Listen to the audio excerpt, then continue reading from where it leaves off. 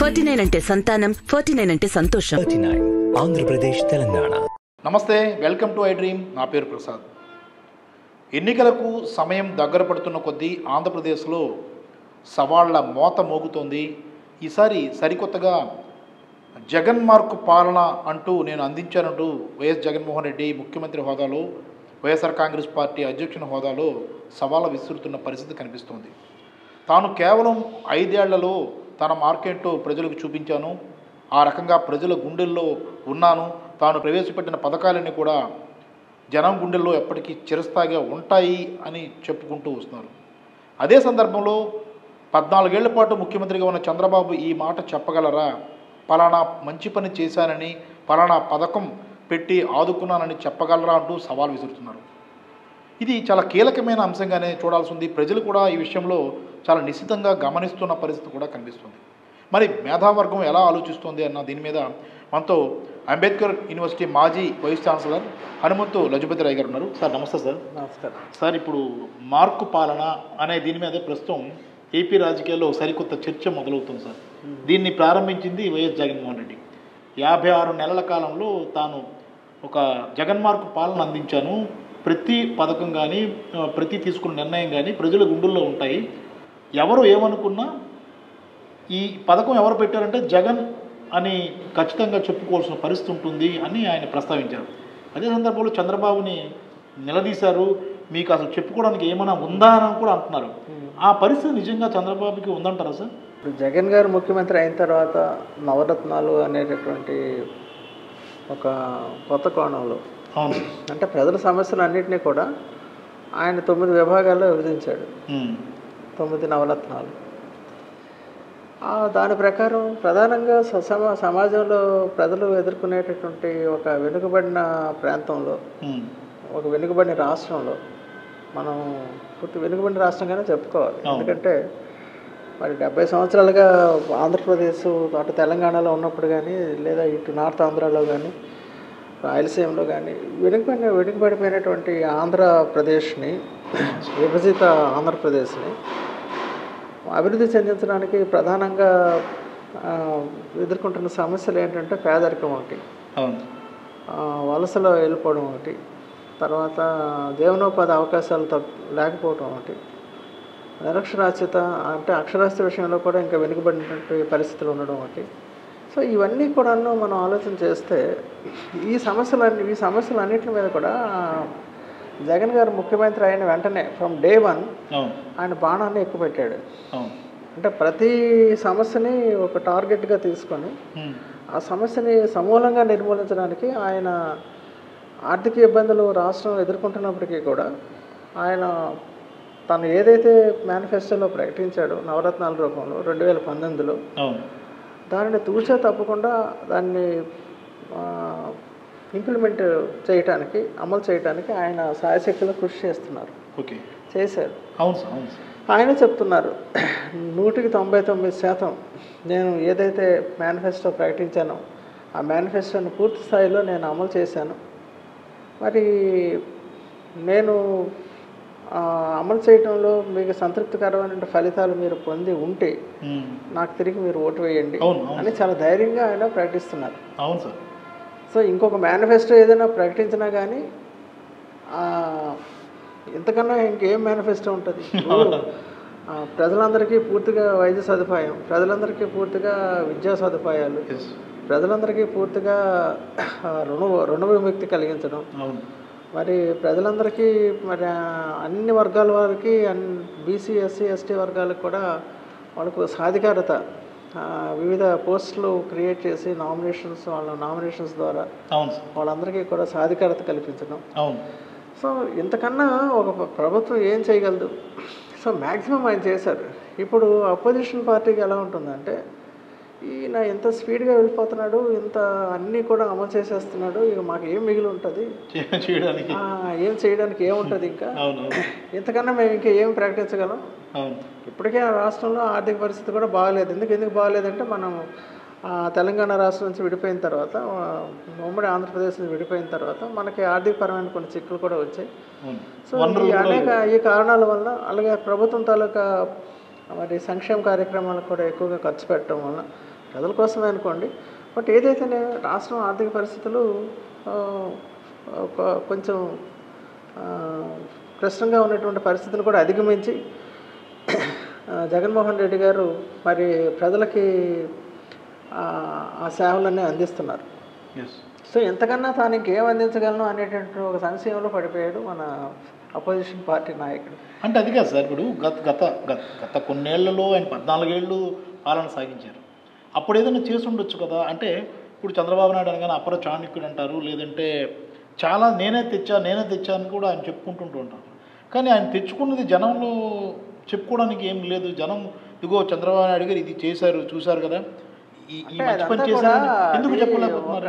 Hype create చేశారండి. 2014-19 మధ్యలో కూడా నో డౌట్ చంద్రబాబు నాయుడు గారు ఎక్స్పీరియన్స్డ్ లీడర్ కావచ్చు, ఎక్స్పీరియన్స్డ్ పొలిటీషియన్ కావచ్చు. ఇక్కడ మీకు 2 విషయాలు ఉంటాయి. ఒక నాయకుడు అనేవాడికి 2 ఇష్యూస్ చాలా ఇంపార్టెంట్. ఒకటి ఎక్స్పీరియన్స్ ఉండాలి, ఇంకోటి ఎక్స్పోజర్ ఉండాలి.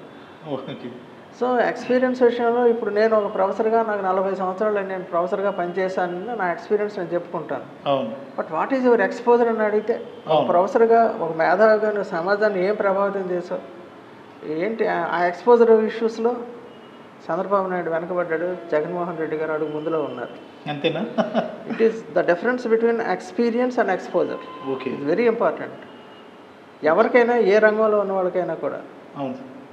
సో 40 సంవత్సరాలు పనిచేసి ఒక రిటైర్ అయిపోయిన తర్వాత నువ్వేంటి సాధించావంటే 0 అని చెప్పుకుంటామా, లేకపోతే నేను ఎంత సాధించానని చెప్పుకోగలనా, లేదా నేను ఎంత ప్రభావాన్ని నేను కలుగజేశాను నా సమాజం మీద నా తాలూకా మేధాశక్తి వలన, ఒక ప్రొఫెసర్గా నేను అనుకుంటే కూడా. అందుకని ఎవరికైనా నాయకుడు అనేవాడికి exposure is very important. So అందుకని ఆ ఎక్స్పోజర్ విషయంలో ఆయన ఎలాంటి ఎక్స్పోజర్ అంటే చంద్రబాబు నాయుడు గారు ఆయన అది హైప్ క్రియేట్ చేశారు. అంటే అది ఆర్టిఫిషియల్గా ఉంటుంది, అది నిజానికి ఎక్స్పోజర్ కాదు. కాబట్టి ఇప్పుడు జగన్మోహన్ రెడ్డి గారు ఇంప్లిమెంట్ చేసిందేంటి, గ్రాస్ రూట్స్లో క్షేత్రస్థాయిలో డైరెక్ట్గా ఇట్ ఈస్ హిట్టింగ్ అనమాట. అది అక్కడ ఉన్నటువంటి ఎక్కడైతే సమస్య ఉందో ఆ సమస్యను హిట్ చేస్తూ ఉంది. అది ఆ సమస్యను పరిష్కరించడానికి ఆయన ప్రయత్నం చేస్తూ ఉన్నారు. ఒకప్పుడు మన్మోహన్ సింగ్ గారు కూడా అన్నారు, జగన్మోహన్ రెడ్డి గారు తండ్రి గారు వైఎస్ రాజశేఖర రెడ్డి గారు ముఖ్యమంత్రిగా ఉన్నప్పుడు ఆయన కూడా సంక్షేమం, అభివృద్ధి అనే ఇష్యూస్ మీద చాలా బాగా దృష్టి పెట్టారు. నాయకత్వం అన్నిటి ఇష్యూస్ మీద వైఎస్ఆర్ గారు. అప్పుడు మన్మోహన్ సింగ్ గారు ప్రధానమంత్రిగా ఉన్నప్పుడు అన్నారు, ఇలాంటి వైఎస్ రాజశేఖర రెడ్డి గారు ఇలాంటి ముఖ్యమంత్రులు 2-3 భారతదేశంలో ఉంటే ఈ దేశం ఇంకా త్వరితగతిన అభివృద్ధి చెందుతుందనేది అప్పట్లో మన్మోహన్ సింగ్ లాంటి ప్రధానమంత్రి చేసినటువంటి వ్యాఖ్య అది. ఇప్పుడు రేపు పొద్దున జగన్మోహన్ రెడ్డి గారు కూడా ఆయన చేస్తున్నటువంటి కొన్ని ప్రయోగాలు, అంటే ఏదైనా కానీ ఒక భావజాలంతో ఒక ముఖ్యమంత్రి ఉంటాడు. ఒక ముఖ్యమంత్రి అధికారంలోకి వచ్చిన తర్వాత ఆయనకు ఒక ప్రత్యేకమైన భావజాలం ఉంటుంది. ఒక కొన్ని ప్రాతిపదికల ఆధారంగా ఆయన ఈ విధంగా చేస్తే మన రాష్ట్రం అభివృద్ధి చెందుతుంది అనే ఒక ఆలోచనలో ఉంటారు. ఆలోచన అమలు చేసేటప్పుడు అది మనకు ప్రయోగాత్మకంగా కనబడుతుంది. ఈ ప్రయోగం ఫలితాలు ఇస్తుందా లేదా అనే సందేహాలు కూడా ప్రజల్లో కలుగుతాయి. కానీ డెఫినెట్గా ఇప్పుడు ఆంధ్రప్రదేశ్ మీరు తీసుకుంటే పేదరిక సూచి ఇండెక్స్ అంటాం, పవర్టీ ఇండెక్స్ అంటాం. ఈ పవర్టీ ఇండెక్స్, పేదరిక సూచీలో మన ఆంధ్రప్రదేశ్ గతంలో కన్నా ఇప్పుడు మెరుగైన స్థానంలోకి వచ్చింది. మరి విద్యా విషయాల్లోకి వస్తే కేరళ నెంబర్ 1 అంటే విద్యా సంబంధమైన విషయాల్లో, లిటరసీ రేట్లో కానీ ఎక్స్పోజర్లో కానీ ఇప్పుడు మనం కేరళని కూడా అధిగమించాం. మరి రుణరహిత సమాజం, ఎక్కువ మంది పేదవాళ్ళు, 170 మంది పేదవాళ్ళు ఉన్నటువంటి సమాజంలో ఎక్కువ మంది రుణాల మీద, మధ్య దళారీల మీద ఆధారపడి వాళ్ళని రుణ విముక్తి చేశాడు. మరి ఇవన్నీ కూడా గతంలో ఆయన కూడా చేస్తానని చెప్పాడు, కానీ ఈయన చేశాడు. సో అది that is the difference between the earlier chief minister and the present chief minister. అంటే ఇంకో అంశం సార్, చంద్రబాబు గారు ఎప్పుడు కూడా సంక్షేమ రంగాన్ని పెద్దగా టచ్ చేయరు, ఎంతసేపు ఏదో గ్లోబల్స్ ప్రచారాలు వీటి మీద ఆధారపడతారనేది ఒకటి మొదటి నుంచి ఉంది. ఆ సంక్షేమ రంగాన్ని విస్మరించడం వల్లే చంద్రబాబు గారికి ఇప్పుడు నేను పలానా చేశానని చెప్పుకోవడానికి ఏమీ లేకుండా పోయిందా అన్న అభిప్రాయం కూడా ఉంది సార్. ఇది నిజమే? ఆయన చేసింది మనం తక్కువ అంచనా వేయలేము. ఐటీ రంగానికి సంబంధించినంత వరకు ఆయన కొన్ని చేశారు. దానికి సంబంధించినటువంటి ప్రాజెక్ట్స్ ఏర్పాటు చేయడం కానీ అమలు చేయడం కానీ చేశారు. కానీ ఇప్పుడు దేశంలో మరి ఎక్కువ మంది ప్రజలు 170-80% మంది ప్రజలు ఎవరున్నారు? అవును, కరెక్ట్ సార్. రెక్కాడితే కానీ డొక్కాడనే పరిస్థితిలో ఉన్నటువంటి ప్రజలు ఎక్కువగా ఏంటి ఆశిస్తారు? వాడు ఐటీ అంటే అది అవసరమే, నేను కాదంటం లేదు. కానీ ఇప్పుడు ఏంటంటే మీరు పొలిటికల్గా ఒక రాజకీయంగా మీరు ఒక ప్రయోజనాన్ని ఆశిస్తున్నప్పుడు అది కరెక్ట్గా జగన్ గారు దాన్ని ఆ ఇష్యూస్ని కరెక్ట్గా ఆయన క్యాచ్ చేశారు. అంటే ఏది ఎక్కువగా ప్రజలకి మనం దగ్గర అయితే మనకి పొలిటికల్గా కానీ రేపొద్దున రాష్ట్రం కానీ. ఇంకోటి ఏంటంటే ఇప్పుడు ఇందాక మనం చెప్పుకున్నాం, ఇప్పుడు ప్రధానంగా ప్రజల తలక సమస్య ఇప్పుడు ఐటీ రంగం ఇవన్నీ అభివృద్ధి చెందుతాయి, భవిష్యత్తులో ఇంకా అభివృద్ధి చెందుతాయి. అవి రాజీవ్ గాంధీ దగ్గర నుంచి మొదలు పెడితే ఎవరు ఆపలేరు. అయితే ఇంకో విషయం కూడా ఉంది సార్. ఇప్పుడు జగన్మోహన్ రెడ్డి గారు సంక్షేమ రంగమే కాకుండా అభివృద్ధి చేయలేదన్న ఒక ప్రచారం జరుగుతున్నా పోర్టుల రంగానికి, హార్బర్ల రంగానికి మనం చూసుకున్నప్పుడు హార్బర్లు నిర్మాణం కానీ, పోర్టులు, కొత్త పోర్టుల నిర్మాణం కానీ చూసుకున్నప్పుడు చాలా గణనీయమైన ప్రగతి కనిపిస్తుంది కదండి. ఇప్పుడు మనకి రాష్ట్రంలో 17 మెడికల్ కాలేజీలు పెట్టారు. అది చాలా. అలాగే ఈజ్ ఆఫ్ డూయింగ్ బిజినెస్లో ఆంధ్రప్రదేశ్ చాలా మంచి స్థానంలో ఉంది. అవును సార్. అలాగే అనేక పరిశ్రమలు కూడా ఇక్కడికి రావడానికి ఇటీవల ప్రభుత్వంతో ఇంచుమించు కొన్ని 6 లక్షల కోట్ల రూపాయల వర్త్ ఆఫ్ ఎంఓఈస్ కూడా మన ఇన్వెస్ట్మెంట్ పెట్టుబడిదారుల సదస్సు జరిగినప్పుడు అందులో కూడా మంచి రిజల్ట్ కనబడింది. సో ఇన్ని ఫలితాలు మనకు కనబడుతూ ఉన్నప్పుడు మనం ఏ విధంగా ఇప్పుడు అంటే రెండింటిని, సంక్షేమాన్ని అభివృద్ధిని రెండింటిని కూడా సమన్వయం చేసుకుంటూ వెళ్ళాల్సిన అవసరం అయితే ఉంటుంది. అయితే సమస్య ఎక్కడ వస్తుందంటే అభివృద్ధి అనేసరికి మన దగ్గర ఉన్నటువంటి పెట్టుబడులు కానీ, ఇన్వెస్ట్మెంట్ కానీ, ప్రభుత్వం దగ్గర ఉన్నటువంటి ధనం కానీ తక్కువ ఉంటుంది. మనం అందుకని విదేశాల నుంచి మనం దిగుమతి చేసుకుంటున్నాం. విదేశాల నుంచి పెట్టుబడులు, ఇన్వెస్ట్మెంట్స్, డైరెక్ట్ ఫారెన్ ఇన్వెస్ట్మెంట్ అంటాం దాన్ని. ఆ డైరెక్ట్ ఫారెన్ ఇన్వెస్ట్మెంట్ని మనం సాధించడానికి మన ప్రభుత్వం కూడా విదేశాల్లో దానికి సంబంధించినటువంటి అనేక విదేశీ సంస్థలతో కూడా మరి ఎంఓఎస్ చేసుకోవటం, దానికి సంబంధించినటువంటి కార్యాచరణ ఇప్పుడే మొదలైంది. సో త్వరలోనే ఆ పెట్టుబడులన్నీ కూడా రాష్ట్రానికి వస్తాయి. కానీ ఈశ్వరమైన మనుషులు ఉంటే దేశమే గతి బాగుపడినాయి అన్నాడు. ఆ విధంగా ఇప్పుడు నాకు చాలా ఆకలి వేస్తుంది, నాకు ఒక సమస్య ఉంది, నాకు ఆరోగ్యంగా నా పరిస్థితి బాగలేదు, ఇమీడియట్గా నాకు కావాల్సింది ఏంటి? వైద్యం. నాకు కావాల్సింది ఐటీ కాదు, నాకు కావాల్సింది ఇమీడియట్గా వైద్యం. నాకు నా కడుపు నిండాలి, నేను ఆకలితో ఉన్నాను, నేను రుణగ్రస్తుని అయిపోయాను, నా అప్పులు తీరాలి. ఇవన్నీ తీరితే కానీ మనిషి హ్యాపీనెస్ ఇండెక్స్ అంటాం. అంటే ఒక రాష్ట్రం అభివృద్ధి చెందింది అని చెప్పడానికి 2 రకాలు ఉంటుంది. ఒకటి, మీరు జీడిపి ద్వారా దాన్ని క్యాలిక్యులేషన్ చేయొచ్చు. అంటే రాష్ట్ర స్థూల ఉత్పత్తి అన్ని రంగాల ద్వారా, వ్యవసాయ రంగము, మరి పరిశ్రమ రంగము, అలాగే పర్యాటక రంగము, సర్వీసెస్ రంగము, ఇవన్నీ కూడా కలిపితే అక్కడ ఎంత జీడిపి జనరేట్ అయిందనేది అభివృద్ధి సూచనగా మనకు చెప్తాను. అది జీడిపి అంటే స్టేట్ జీడిపి అంటాం, రాష్ట్ర స్థూల ఉత్పత్తి అంటాం. అదే రాష్ట్రంలో స్థూల ఉత్పత్తి ఉంది, అలాగే దేశంలో కూడా జీడిపి చాలా బాగా పెరిగింది. కానీ ఇప్పటికీ ఆకలి మరణాలు, ఆకలి సావులు ఇవన్నీ ఎందుకు వస్తున్నాయి? ఇప్పటికీ ప్రజలు హ్యాపీనెస్ ఎందుకు లేరు? అంటే మీరు సాధించే స్థూలోత్పత్తికి మీరుండే హ్యాపీనెస్ అంటే ఏదైతే ఆనంద సూచి అంటాం, హ్యాపీనెస్ ఇండెక్స్ అంటాం. ఆ విధంగా చూస్తే మనకన్నా ఆనందంగా ఉన్నది బంగ్లాదేశ్. సరే, మనకన్నా చిన్న దేశాలు హ్యాపీనెస్ సూచి ఇండెక్స్లో చాలా ఆనందంగా ఉన్నారు. మరి భారతదేశంలో ఉన్న ప్రజలు ఎందుకు లేరు? ఇప్పటికీ కూడా మనకి ఇంకా పేదరికం ఎక్కువ స్థాయిలో ఉండడం వల్ల. సో మనకేంటంటే ఐ మస్ట్ ఫీల్, ఈ రోజు నాకు బాగా గడిచింది, నేను హ్యాపీగా ఉన్నాను, నాకు పర్వాలేదు అనేటువంటి ఫీలింగ్ ప్రతి సిటిజన్లో కూడా, ప్రతి పౌరుల్లో కూడా, అంటే ఆయా వర్గాల్లో ఎవరైతే ఆ బిలో పవర్టీ లైన్లో ఉంటారో వాళ్ళకి కలిగించడం, అది కూడా అభివృద్ధి అంటాను నేను. అంటే ఒక్కొక్కరు ఒక రకంగా అభివృద్ధిని చూస్తారు. కాబట్టి ముందు వీడిని నేను సస్టైన్ చేయాలి, వీడిని బతికించాలి. ఈ హ్యూమన్ రిసోర్సెస్ ఏవైతే మానవ వనరులు ఉన్నాయో ఆ మానవ వనరులను మనం బతికించుకోవాలి. బతికించుకున్న తర్వాత వాళ్ళని నైపుణ్యవంతంగా చేయాలి. నైపుణ్యవంతంగా చేసిన తర్వాత వాడికి జీవనోపాధి కల్పించాలి. సో ఈ విధంగా దశల వారీగా సీఎం గారు ప్లాన్ చేస్తున్నారు. సో ఉన్నటువంటి మానవ వనరులకి పూర్తి స్థాయిలో వాడికి ఈ సామాజిక పరమైన, ఆరోగ్యపరమైన, విద్యాపరమైన, వైద్యపరమైన ఇట్లాంటి సమస్యలు ఏవీ లేకుండా వాడిని ముందు ఒక స్థాయిలో నిలబెట్టినప్పుడు వాడు ఆనందంగా ఉంటాడు. సో అది వాళ్ళ ఆనందం పొందడమే నేను అభివృద్ధిగా భావిస్తాను. అంటే ఒక ముఖ్యమంత్రి అలాంటి అభివృద్ధి ఇప్పుడు ఆంధ్రప్రదేశ్లో జరుగుతుంది అనుకుంటున్నాను. మరి జరుగుతుందనే మనం చెప్పాలి. ఎందుకంటే దాని మీదే ఫస్ట్ కాన్సన్ట్రేషన్ ఆయన చేశారు.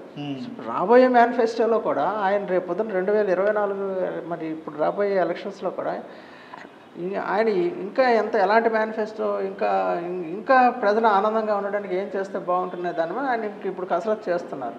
మనం చూడాలి ఆయన ఇంకా కొత్త ఆలోచనలు ఏ విధంగా వస్తాయో కూడా మనం చూడాలి. సార్ ఇంకోటి ప్రధానం ఏంటంటే ఇప్పుడు చంద్రబాబు గారికి అమరావతి నిర్మాణం అనేది ఒక మార్క్గా మనం చెప్పుకోలేము సార్. అంటే నాకు తెలిసినంత వరకు ఆయన పథకాల విషయంలో ఆయన మార్క్ ఏం లేదు. అమరావతి విషయంలో ఏం జరిగిందంటే సార్ అసలు శివరామకృష్ణ కమిటీ కూడా చెప్పిందండి, ఎక్కడైనా ప్రభుత్వ భూమి గవర్నమెంట్ ల్యాండ్ కానీ ఉంటే ఆ గవర్నమెంట్ ల్యాండ్లో మీరు తీసుకోండి, ఒక 500 ఎకరాలు చాలు. విశాఖపట్నంలో కూడా గవర్నమెంట్ ల్యాండ్ ఉంది, ఒక 500 ఎకరాలు చాలు, 5,000 కోట్ల రూపాయలు చాలు అని చెప్పాడు. అంటే ఒక రాజధాని నిర్మాణానికి. అంతే. ఆయన ఏం చేశారంటే గత ముఖ్యమంత్రి గారు, అప్పుల్లో ఉన్నటువంటి ముఖ్యమంత్రి గారు ఏం చెప్పారంటే 33,000 ఎకరాలు బంగారం పండేటటువంటి మంచి పట్టా భూములు ఆయన రైతుల దగ్గర నుంచి కొని దానిని అక్కడ రాజధాని కట్టాలని ఆయన ప్లాన్ చేశారు. అంత అవసరం లేదు. అందుకనే ఇప్పుడు అందరికీ కూడా అనుమానాలు వస్తున్నాయి. అసలు 500 ఎకరాల్లో రాజధాని నిర్మాణం చేయొచ్చు అని శివరామకృష్ణ కమిటీ చెప్పినప్పుడు 33,000 ఎకరాలకి ఎందుకు ఆయన మొగ్గు చూపెట్టారనేది నెంబర్ 1. సో ఇందులో ఏమైనా స్వార్థ ప్రయోజనాలు ఉన్నాయా అనేది ప్రజల్లో ఒక రకమైనటువంటి ఒక ఆలోచన, ఒక అనుమానం అనేది క్రియేట్ అయింది. ఇంకా రెండో పాయింట్ ఏంటంటే ఆయన 2014లోనే అన్నాడు, అప్పట్లో ఉన్న ముఖ్యమంత్రి గారు ఏమన్నారు, ఇప్పుడు అమరావతిలో రాజధాని నిర్మాణం చేయడానికి కనీసం 2029-30 సంవత్సరం అవుతుంది అన్నాడు. అంటే అప్పటి నుంచి ఒక 15 సంవత్సరాలు వెయిట్ చేయాలి. అంటే 15 సంవత్సరాల్లో మీరు 33,000 ఎకరాల్లో రాజధాని నిర్మాణానికి, అంతేకాకుండా 1,09,000 కోట్లు కావాలన్నాడు. శివరామకృష్ణ కమిటీ 5,000 కోట్లు చాలన్నారు. 5,000 నుంచి 10,000 కోట్ల రూపాయలతో మీరు ఇక్కడ రాజధాని నిర్మాణం చేసుకోవచ్చు అని చెప్పాడు. సో మరి ఇన్ని ప్రయోజనాలు ఉన్నటువంటి ఒక ప్రపోజల్ని పక్కన పెట్టి రెండో ప్రపోజల్కి వైపు ఎందుకు ఆయన వెళ్ళడం జరిగింది. సో దీనివల్ల రైతులు కూడా పాపం నష్టపోయి ఉండొచ్చు. మరి వాళ్ళు కూడా వాళ్ళ ప్రయోజనాలు కూడా దెబ్బతిని ఉండొచ్చు. వాళ్ళకు ఒక ఆశంటూ పుట్టించడం జరిగింది. మరి అయితే ఇప్పుడు ముఖ్యమంత్రి గారు కూడా అక్కడ రైతులకు ఏమైనా అలాంటి నష్టాలు జరుగుంటే మేము దాన్ని సరిచేస్తామని కూడా ఆయన మాట ఇచ్చారు. ఇప్పుడు జగన్మోహన్ రెడ్డి గారు ఇచ్చారు. కానీ దానికి అది జరగకుండా అడ్డుపడుతున్నారు. సో ఇవన్నీ కూడా అందులో చాలా అంశాలు ఇముడున్నాయి. మరి మామూలుగా సింపుల్గా వెళ్ళిపోయేదానికి పెద్ద సమస్యగా ఇది క్రియేట్ చేసుకున్నటువంటి గత ముఖ్యమంత్రి గారు ఇప్పుడు దాన్ని మళ్ళీ ఏ విధంగా సరి చేసుకోవాలి, దాన్ని ఏ విధంగా మళ్ళీ దాన్ని మనం ప్రూవ్ చేసుకోవాలి, ఆయన ఏదైతే ఆలోచన చేస్తారో అది కరెక్ట్ అని చెప్పడానికి నానా తంటాలు పడుతున్నారు. ఆ పరిస్థితి రాకుండా ఇప్పుడు ముఖ్యమంత్రి గారు ఏం చేశారంటే 3 ప్రాంతాలు అభివృద్ధి చెందాలి, ఒక సమన్వయంగా రాష్ట్రంలో అన్ని ప్రాంతాలు అభివృద్ధి చెందాలి, ఒకే ప్రాంతం కాకుండా 1,09,000 కోట్లు మీరు రాయలసీమకు 40,000 కోట్లు ఇవ్వండి, నార్త్ ఉత్తరాంధ్రకి ఒక 40,000 కోట్లు ఇవ్వండి, ఇక మిగతా 29,000 కోట్లు కావాలంటే మీరు వాళ్ళకి ఇచ్చేయండి. ఇక మధ్యలో ఉన్నటువంటి ఆంధ్రప్రదేశ్, కృష్ణా, గుంటూరు డెల్టా ప్రాంతాలు ఏవైతే గోదావరి ప్రాంతాలు ఉన్నాయో వాళ్ళు అభివృద్ధి చెందారు బాగా. ఎందుకు వాళ్ళు అభివృద్ధి చెందారంటే వాళ్ళకి నీటి సదుపాయం ఎక్కువ, ఇరిగేషన్ ఎక్కువగా డెవలప్ అయింది, గ్రీన్ రెవల్యూషన్ కూడా అక్కడే మొట్టమొదటి సక్సెస్ అయింది, ఈ పచ్చ విప్లవం అనేది అక్కడే విజయవంతం అయింది. కాబట్టి అనేక కారణాల వల్ల వాళ్ళు అక్కడ అభివృద్ధి ప్రయోజనాలు పొందారు. అలాగని వాళ్ళు ఇంకా అభివృద్ధి చెందాలని మేము కూడా కోరుకుంటున్నాం. అంటే అందరూ కూడా అదే కోరుకుంటారు. సీఎం గారు కూడా 3 ప్రాంతాల్లో ఈ విధంగా చేస్తే సమాన అభివృద్ధి, సమగ్రమైన అభివృద్ధి, రాష్ట్ర అభివృద్ధి, విశాఖపట్నాన్ని ఒక రాజధానిగా పెడితే ఇది గ్రోత్ ఇంజిన్గా పనిచేస్తుంది, దీని ద్వారా ఉత్పత్తి అయినటువంటి అనేక ప్రయోజనాలు అవన్నీ కూడా రాష్ట్ర వ్యాప్తంగా అన్ని ప్రాంతాలకి చెందుతాయి అనేటువంటి ఒక సమగ్రమైన ఆలోచన, ఒక నిర్దిష్టమైన ఆలోచన, ఒక విజన్ నాయకుడిగా చేసినటువంటి ఆలోచన, దానికి రాజకీయంగా ఆలోచన చేసి దానికి ఇది కాదు అది కాదు అనేసి అనవసరంగా కాంట్రవర్సీ చేసి న్యాయస్థానాల్లో అనేక రకాలైన చిక్కులు, ఇబ్బందులు క్రియేట్ చేసి అది అమలు చేయకుండా ప్రయత్నాలు జరుగుతూ ఉన్నాయి. అది నేను జాయింట్ యాక్షన్ కమిటీ చైర్మన్గా కూడా ఉన్నాను ఈ పరిపాలన వికేంద్రీకరణకి. మరి అందుకని నేను ఈ విషయాలన్నీ కూడా మీకు చాలా క్లియర్గా చెప్పాలంటే చాలా పెద్ద స్టోరీ ఉంది. అంటే ఒక జనం గుండెల్లో ముద్ర వేలైపోయారు. ఎందుకంటే ఆయన ఒకేసారి ఆకాశానికి నిచ్చెన వేయాలనుకోవడం సాధ్యం కాదు. ఫస్ట్ మీరు ఇక్కడ ఉన్నటువంటి ఈ పీడిత దళిత వర్గాలు, సామాన్య మానవుడు, వాళ్ళ తాలూకా పరిస్థితి ఏంటి, వాడి పేదరికం ఏంటి, వాడి విద్య పరిస్థితి ఏంటి, ఇవన్నీ కూడా మీరు ముందు ఆలోచన చేయాలి. ముందు వాడిని ఒక వ్యక్తిగా అక్కడ నిలబెట్టడానికి సమాజంలో వాడికి ఒక సాధికారత కల్పించి ఒక స్టేటస్ క్రియేట్ చేయడానికి ఇది ఆయన అంబేద్కర్ ఏదైతే ఆశయాలతో ఆయన ఆ రోజు రాజ్యాంగంలో అనేక విషయాలు ప్రస్తావించారు వాటిని నిజంగా చేస్తున్నటువంటి నాయకుడు ముఖ్యమంత్రి జగన్మోహన్ రెడ్డి గారిని చెప్పడంలో ఎటువంటి సందేహం లేదు. Thank you very much. Thank you. నమస్కారం. ఇది ప్రజా ప్రయోజనాలే లక్ష్యంగా జగన్మోహన్ రెడ్డి వెళ్ళడం వల్లే ఆయన తన మార్కు చూపించారు, ప్రజల గుండెల్లో చిరస్థాయిగా నిలుస్తున్నారన్న అభిప్రాయాన్ని వ్యక్తం చేస్తున్న పరిస్థితి కనిపిస్తుంది. చంద్రబాబు నాయుడు అమరావతి లాంటి నిర్మాణాలు చేపట్టడం, లేదంటే ఒక సంక్షేమ రంగాన్ని పూర్తిగా విస్మరించడం, రకరకాల హైప్ చేసుకునే ప్రయత్నాలు చేయడం వల్ల ఆయన ఇప్పటికి కూడా ఒక స్థానాన్ని పొందలేకపోయారన్న భావన కూడా వ్యక్తమవుతుంది. మొత్తం మీద ఈ మార్క్ అనేది ప్రస్తుతం రానున్న ఎన్నికల్లో కీలకమైన పరిణామంగా మారబోతుంది అనడంలో సందేహం లేదు. కెమెరామెన్ మూర్తితో ప్రసాద్, ఐడ్రీ మీడియా, విశాఖపట్నం.